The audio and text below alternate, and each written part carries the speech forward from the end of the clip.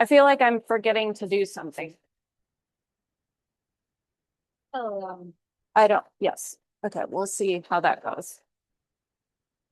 Hi, everyone. Welcome. It's nice to see you all today. Thanks for being here.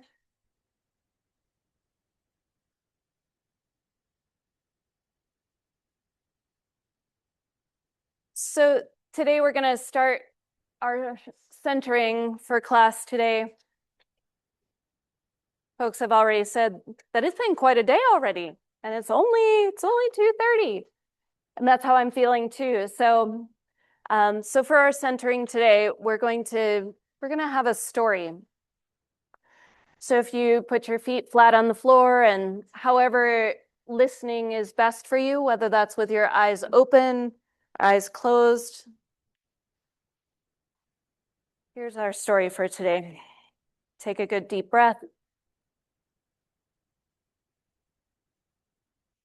One day, a fisherman was lying on a beautiful beach with his fishing pole propped in the sand and his solitary line cast out into the sparkling blue surf. He was enjoying the warmth of the afternoon sun and the prospect of catching a fish. About that time, a businessman came walking down the beach.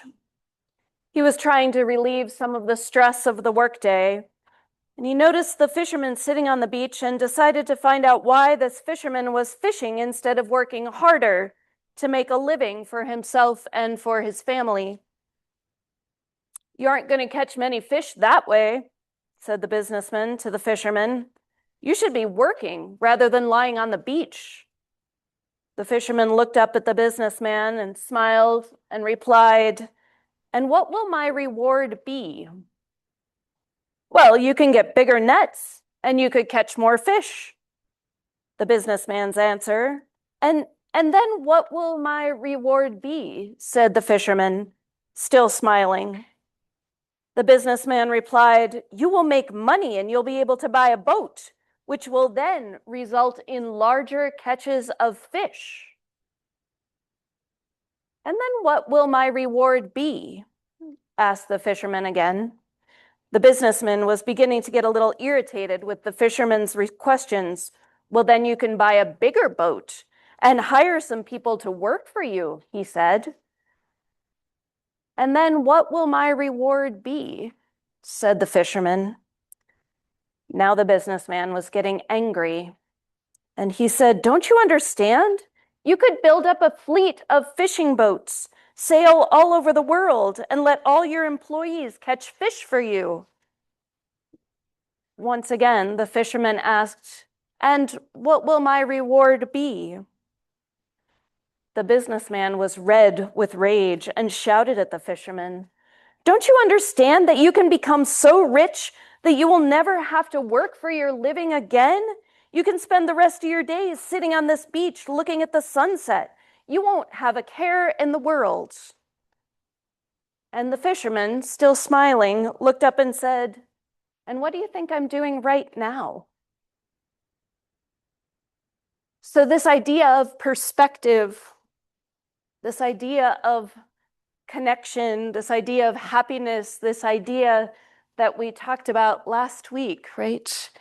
The idea of economism, how this is our story, the idea of working to get money to accumulate possessions connected to happiness, which then leads to more work, which then leads to, so the cycle of this, right? So last week we talked about our history of how this became the story that we live in, the story of progress. It can be very challenging to think about those stories of our history or of our current story. And so from some of your responses in class last week, I understand that not all of you subscribe to this story, right? Not all of you have this as the story of success in your minds in the way that you move through the world. And that's really beautiful. And I'm really grateful for that. I loved hearing how you were moving through the world and seeking on a quest to do it differently. and understanding simultaneously that there's some degree of this story that affects all of us, whether it's the people that we surround ourselves with or the businesses where we choose to make interactions and choose to support. So many people do ascribe to this as a pattern. And so being aware of it and then being able to figure out how to work with it. And that all connects to our class for today. It also gives us places for really sweet connection and conversation and debating. Debating is actually a really healthy place to be when you're sharing ideas and being able to hear each other, right? Debating can be really healthy when we can listen to each other in those ways. So connections come first. So today's topic is happiness, right? So when I was a kid, and we did this game called MASH, right? It was mansion, apartment, shed, or house. And you would write down those four things, and then you would write down the four cars you wanted, and I would write down the four boys that I liked. And then we would do this spiral thing and then count out, and see where you were going to live and see what kind of, and I always, always put convertible on my list. Like convertible was like the dream car for me when I was 10, 11, 12, 13, 14. And really until pretty recently, like convertible was right at the top of my wish list. And then I discovered something. I don't even like driving with my windows down. So why would I even want a convertible? I'm very noise sensitive, and driving it with my windows down is too noisy for me, and my hair blowing all around, it feels crazy in a way that is not a good kind of crazy. And so understanding that my story is something different. I thought that the convertible was the thing to show that I had achieved my goals, achieved success, except that what I really want is what this represents, right? I want to be able to free enough to, like in my schedule, to do things that I want to do, to explore different places, to drive those curvy roads that I don't know where they go. I love exploring places. And so convertible to me meant that I had some extra income, that maybe I could travel a little bit and see those new places. So it wasn't the convertible. The convertible was just the representation. So I've shifted all my things around, right? And convertible is no longer on the list at all. I'm pretty happy with the car that I drive. It takes me cool places when I have the opportunity to go. So there's still things that this represents, that I can go on a quest to get those things, having time to explore. But it's not really about the convertible. And then there's this, right? I have a thing for chairs. Chairs. My house is full of chairs. I'm on a quest for the perfect chair. At least I thought I was on the quest for the perfect chair. I've bought so many chairs over the last 20 years thinking, oh, this is a rocking chair. This one will be perfect for knitting in. Oh, this is a big, squishy, comfy thing that I can just snuggle in with and with a book. And this is the chair for me. Aha. Except that this is my cat, Leo, and he sits in the chairs and I don't. So again, it's the chairs that are representing something that represent happiness to me, but I don't take time to sit down. My son and I were just on the phone talking about this idea that I have a story that there's always something to be done. There are always dishes to do. There's always something to be, moved around. There's always laundry. There's always, always, always stuff. And so I don't really sit down very often. And yet I've filled my house with the perfect chairs. What I really want is like time to just sit and write some poetry, read a book. That's what I want. So instead, though, in order to think that I'm meeting my need, I've bought all these cool chairs. I've spent money that I didn't need to spend on this quest for this thing that I thought I wanted, when really what I wanted was something very different. So working to shift my story. So when you think about things that you spend money on, what do you what what are you buying? Right? When you think about wanting money, this story of economism or not, what is it that you want money for? And why? Why do you want that thing? So take a moment and talk to your partner. This can be kind of vulnerable. What is it that you spend money on and why?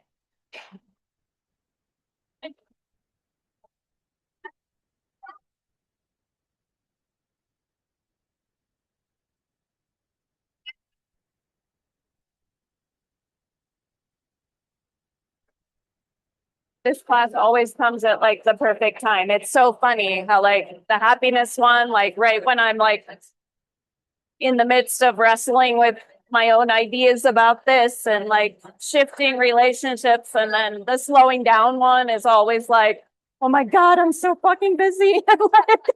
Like, if I could only just slow down. And then it's like, oh, the universe has this really funny way of like, you have to teach that today. And I'm like, oh, like, so I better practice what I preach. Yeah. So today is very much this, like, this thing. Like, it's so cool. I'm so grateful for it. Of like, oh, twice a year. Like, I literally have to preach happiness. So I better get it. Like, or at least try to get it. Yeah.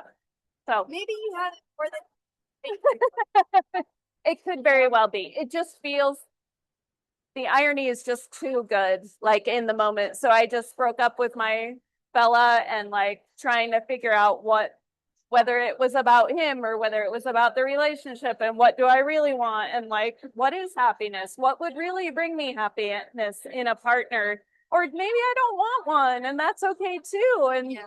like, so that's where my happiness, Yeah. kind of big. Good questions. Good questions, yeah.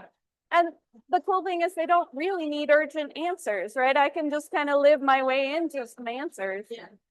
Yeah. The universe has a way of showing. So good. I'm so grateful for that. Yeah.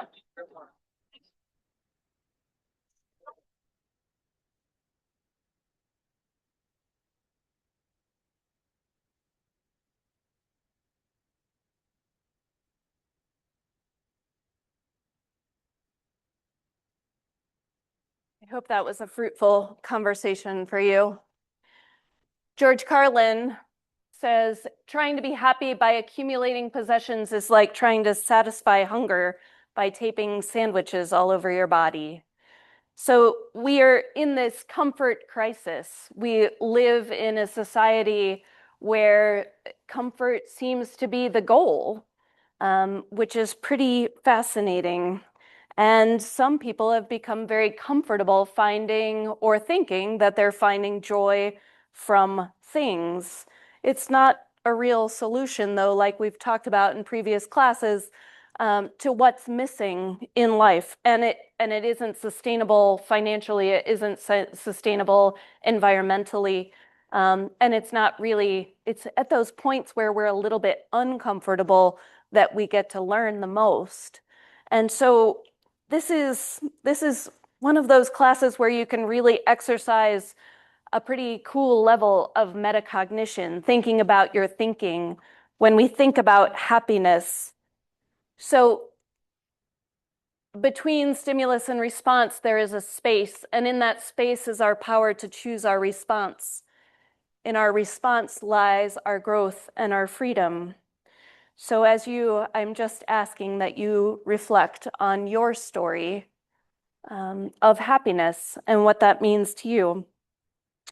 So between the last two classes, right, the story class and then the economism class, you might think that I'm overlooking something, right? Yes, you do need to have some money. I'm not ignoring that fact. Yes, you do need to have some money, But how much money is enough?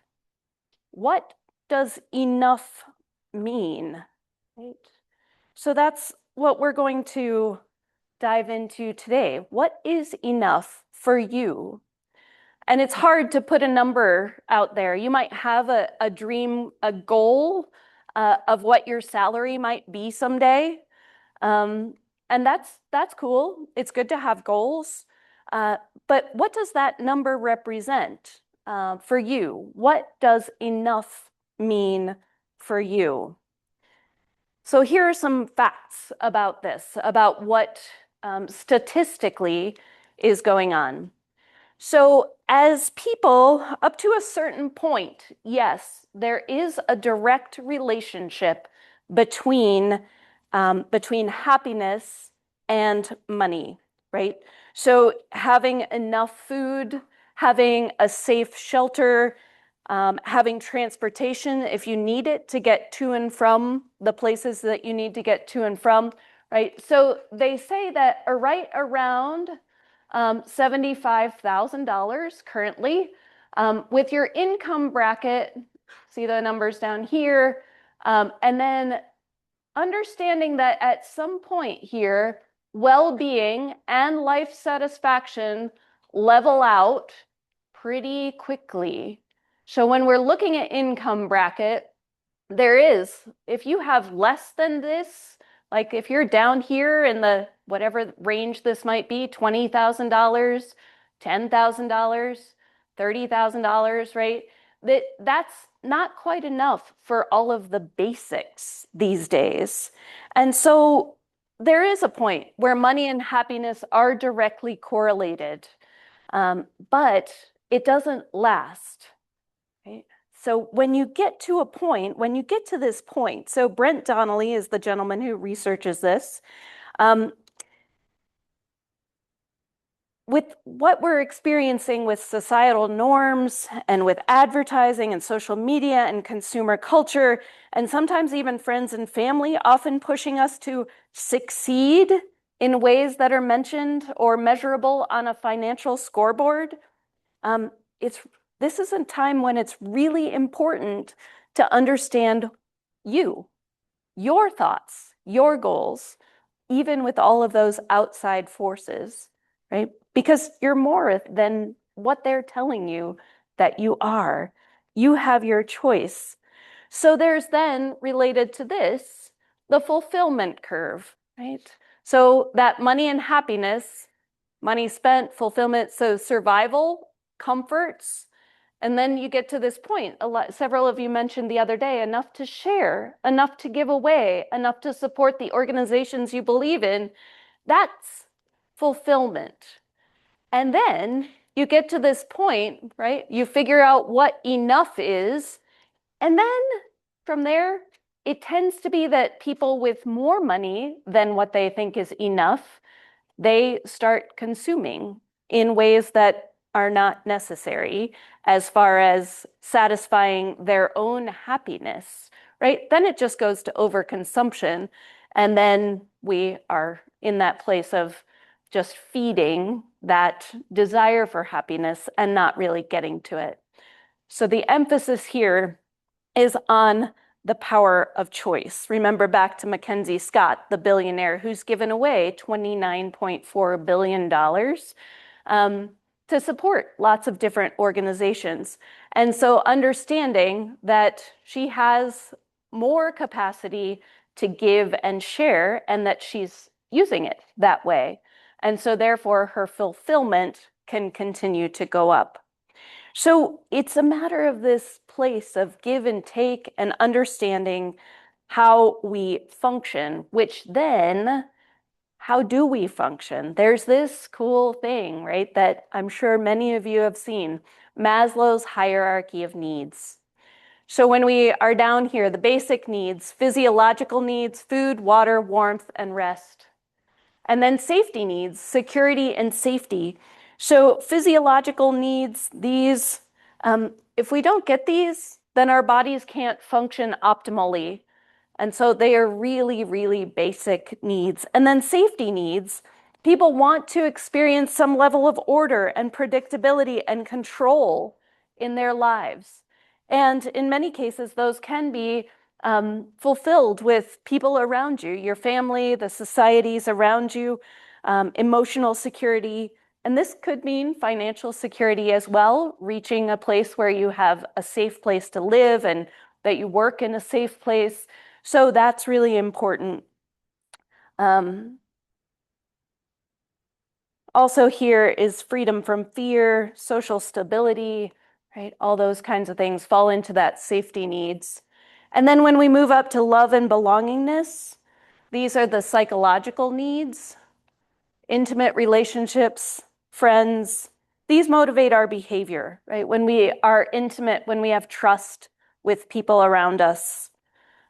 Affiliating, being part of a group. That could be part of a club, it could be your workplace, it could be your family.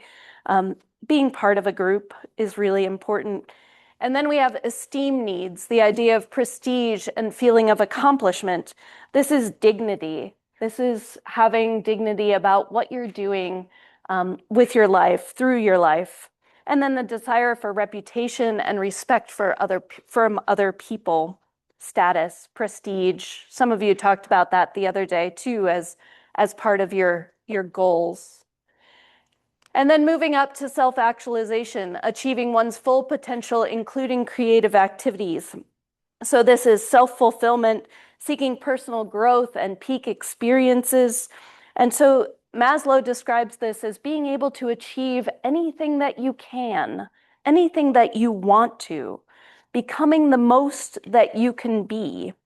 So everyone, all of our 8 billion people on the planet, are working in this framework, right? Everyone is striving for this fulfillment of needs.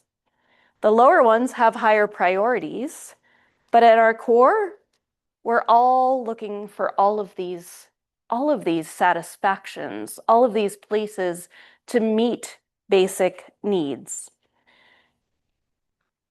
The trick is that once you satisfy a desire, one of two things happen.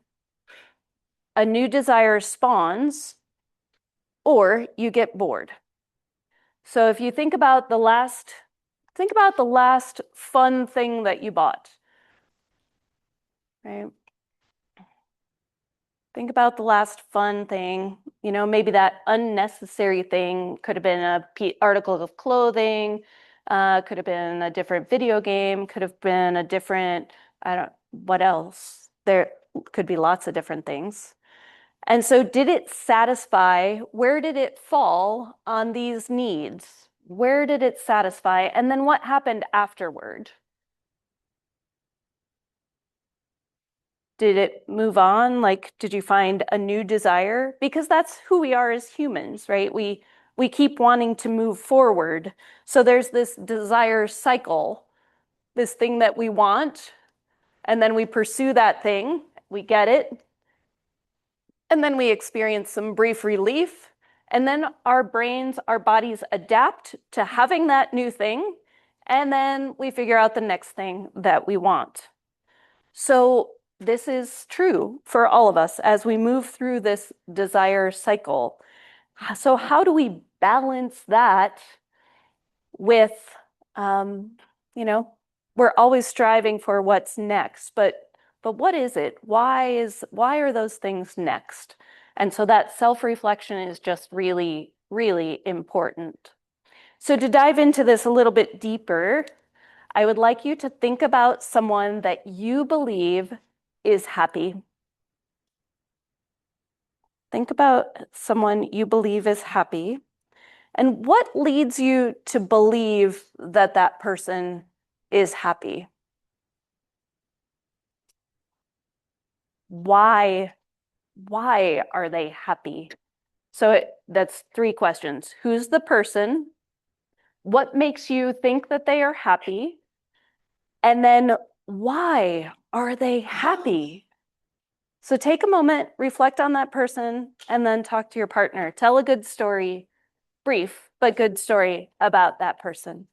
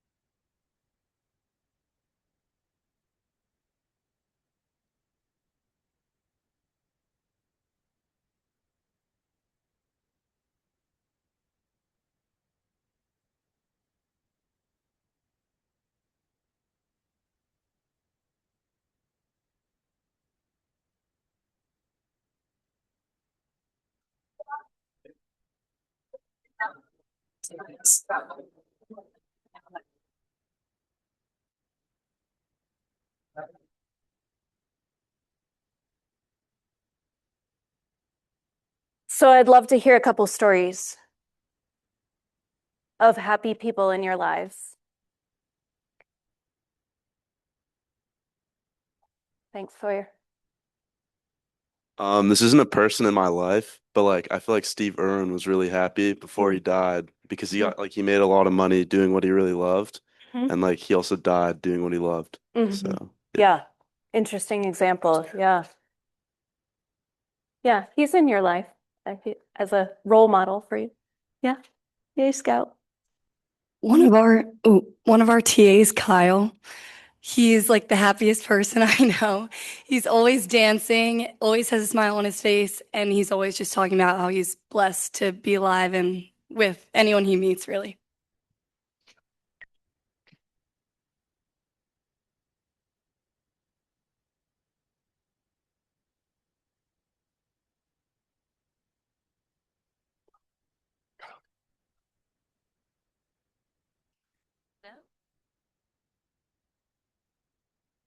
That's actually pretty funny because I was just talking to my partner and said that Kyle is also the happiest person I know.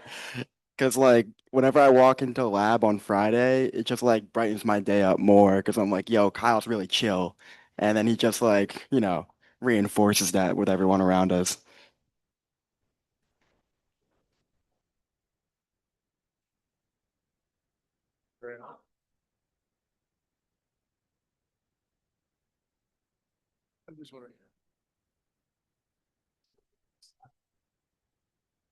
I would say my roommate, shout out Sammy, she's over there, but she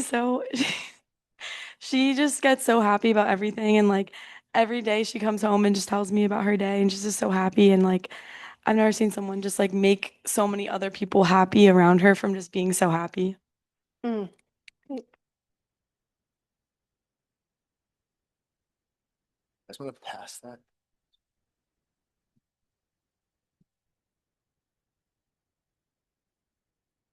I'd probably say my little baby cousin Branson, he just turned 1, and I'm always with him whenever I'm home. And genuinely, I do not think there is a more joyful kid or baby ever in my life. He's always smiling, he's always laughing, he always makes full eye contact with you. And I genuinely think I've only heard him cry like twice. So he's just like the light of my life.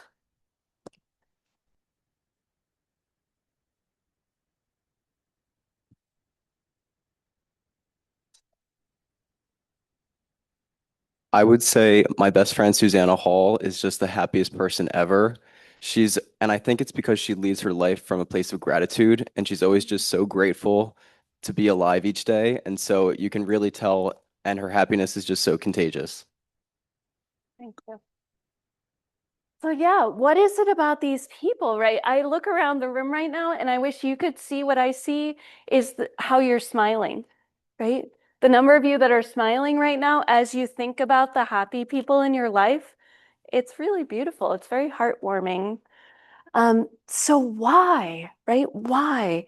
Why do you think that they are happy? Um, so of course, there's some research around this, right? The idea that they are wanting, so if we have that want and desire circle, that there's a real consciousness around what those people have chosen to want or to need in their lives. There's some level of acceptance of why things are the way they are. Life is never easy. Life is never fair. That's true for every one of us. And so those people that are happy have just accepted that there are going to be challenges along the way. And it's not always going to be fair and it's not always going to be right. And yet I am going to be able to face these challenges. So just accepting that fact helps us to be happier. The idea of the very cliche phrase is so true about enjoying the journey and not the destination. Enjoy the journey and not just the destination. And then there's gratitude, right? So a couple of you just mentioned this. The idea that gratitude, when we travel through the world with gratitude, it just simply lightens the world, lightens our perspective. So I'm wondering what brings you genuine happiness? I experience real happiness when, and they're on your journal page, you have the opportunity to write those out. 3 of them. I experience genuine happiness when, how do you fill in that blank? Take a moment and do that for yourself. A gift to you today.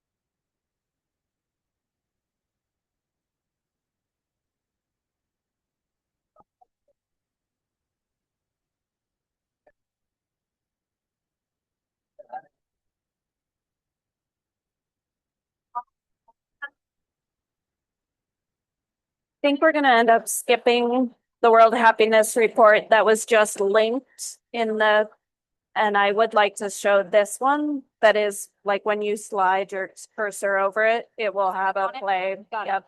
Sounds good. And you can put it on 1.25 speed. There'll be a little wheel at the top that you can. I tried to set it that way when I saved the video, but I don't know if it's set.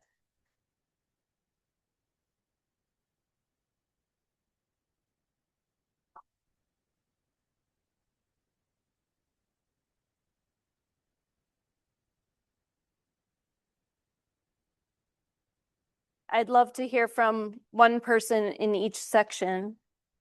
When do you experience genuine happiness?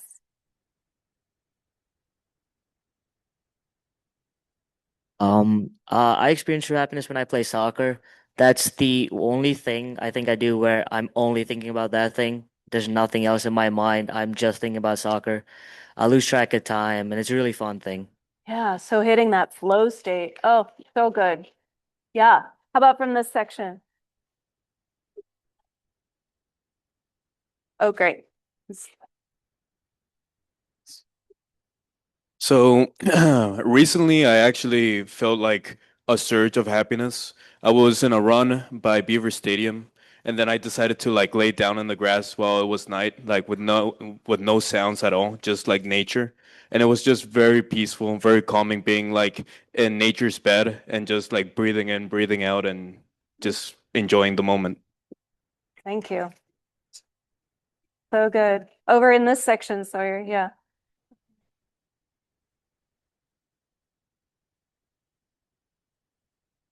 Okay, we can take two from the middle section. I feel like I experience genuine happiness when I'm like in the kitchen baking or cooking. That's been probably one of my biggest passions ever since I was little. And I think one of my favorite things is when I'll be in the kitchen for hours baking something and then it's finally come together and I'll give it to my friends and I give it to my family and they're like, wow, this is really good. It's just like Yeah. the fruits of my labor and it makes me so happy. That's lovely. Thanks. I feel like experience real happiness every time I'm with my dog.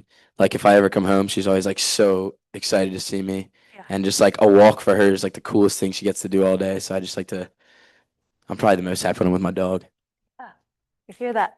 So sweet. So how many of you, when you think about your list that you just created, this gift to yourself, fit into those categories, right? Doing something that you love doing, where you hit a flow state, doing something where you're gifting something, producing something for someone else, doing something with somebody or an animal that you love, or doing something in nature, right? How many of you had something in one of those categories, if not all of them, right? Yeah, definitely the majority of you. That's pretty exciting. And so the research shows genuine, it always comes to research. My kids get so tired of this. The research shows when we connect, right? And that connection can be so many different types of things. Those social relationships where we're investing time and energy with someone or also with pets, cat falls into that category. Being active, moving your body contributes to a positive mood, especially when it's something that you are so passionate about, right? Taking notice, making an observation. The only sounds around were nature, and this was my observation. When you're taking notice of things outside of you, when you are learning things, right? Curiosity based, from simple things about a new recipe to big things, big life aha moments. I had one on Friday night. I went to see my favorite band play, and I got home and I laid down for bed, and I experienced a deep relaxation in my body that I hadn't felt in I don't know how long. And so a big aha moment for me. And then giving, the opportunity to give your dog that walk, the opportunity to give and share those baked goods, the opportunity just to offer yourself, gifts of yourself to other people. So all of these, if you notice, are based in relationship with yourself, relationship with others, relationship with nature, all of them based in relationship. And something interesting is that many of these don't require money. So this could be a huge opportunity for you as you made your list. It really can be a gift to yourself of where you feel most happy and most alive. It's really not so complicated. So if it's about relationship making me feel alive, making me feel happy, really that simple, then what is it that holds me back from building relationship? What is it that holds me back? What is it that holds you back from building relationship? So the World Happiness Report comes out every year. Actually, it comes out on March 20th every year. It coincides with spring, the spring equinox, but then it also coincides with, it's the International Day of Happiness, March 20th. This is the 14th year for this report, the World Happiness Report. Organization for Economic Cooperation and Development, committed to redefining the growth narrative.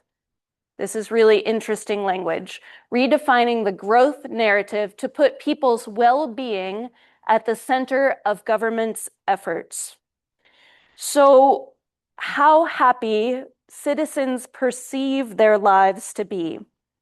The top 10 countries are Finland, Iceland, Denmark, Sweden, Norway, the Netherlands, Costa Rica, Israel, Luxembourg, and Switzerland. The United States used to be somewhere in the mid-teens. Last year, we fell to 24th happiest country. This year, we are 23rd, so very similar. And this year's report focused on especially the role of social media. So Scout's going to play this video for us, I think. Or not. If you go back to the slideshow, does it play from there? Nope. Nope. It worked when I saw it. Okay, great.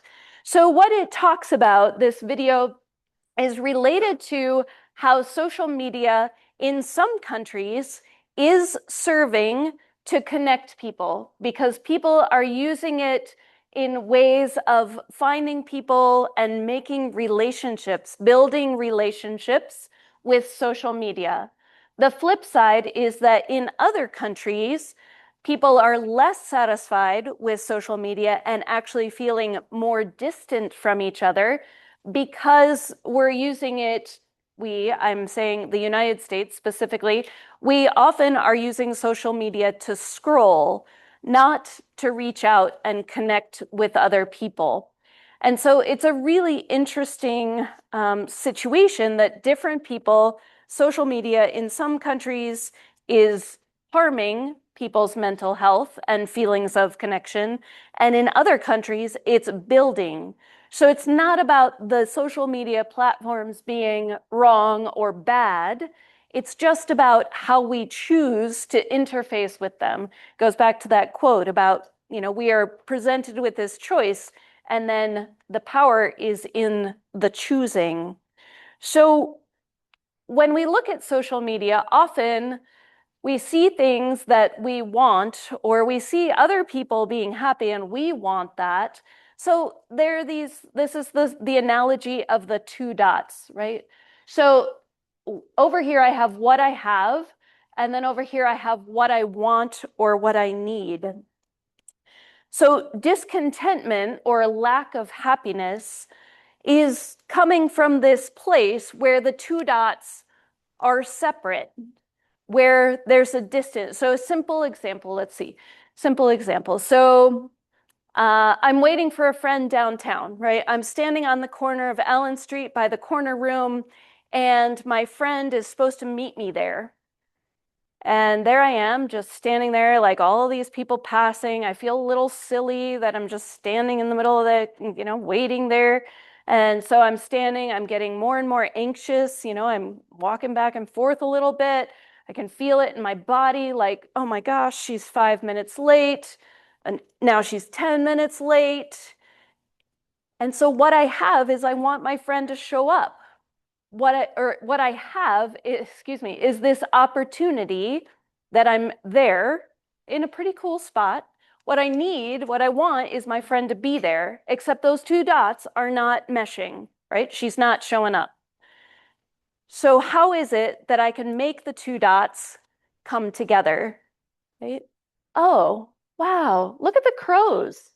I wonder what they're doing.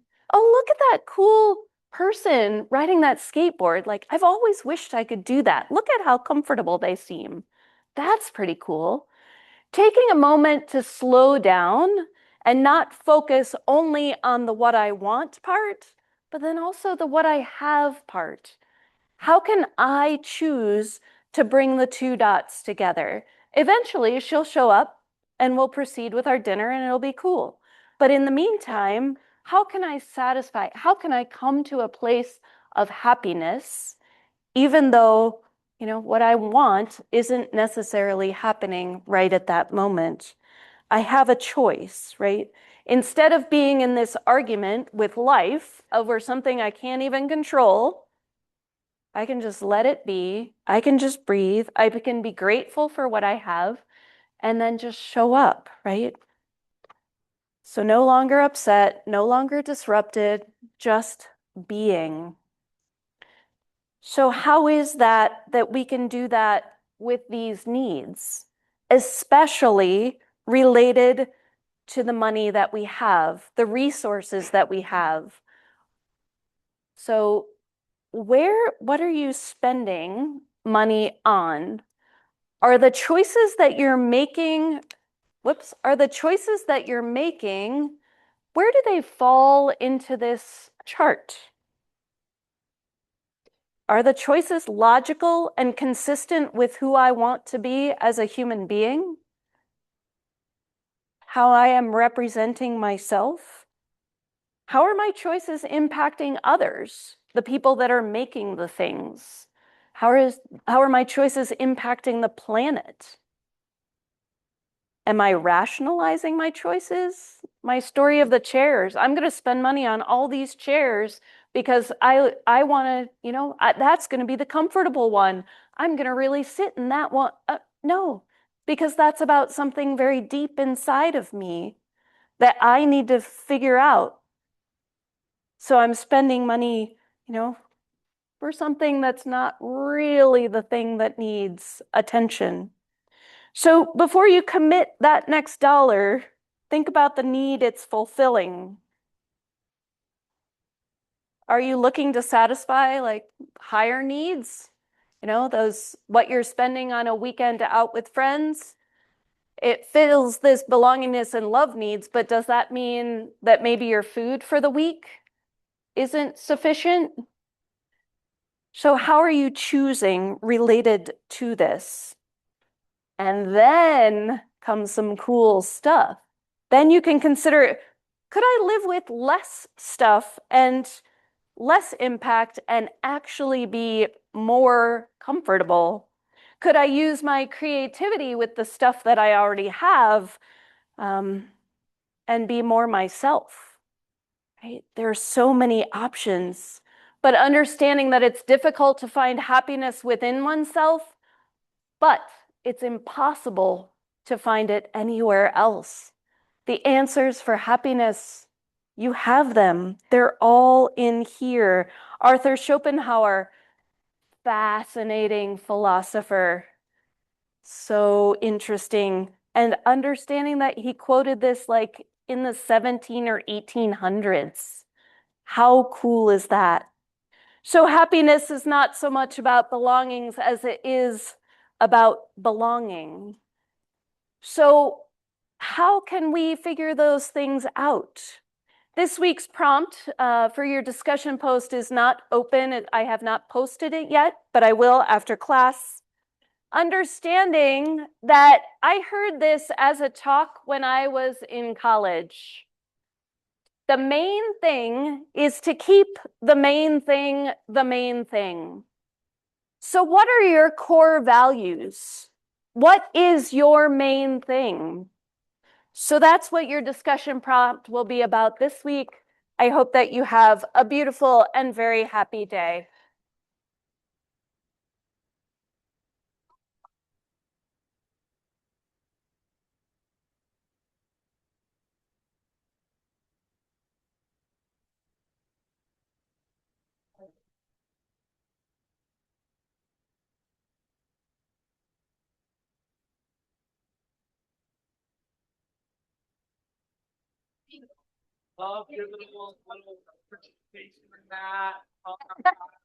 Hard not to. Yeah, right.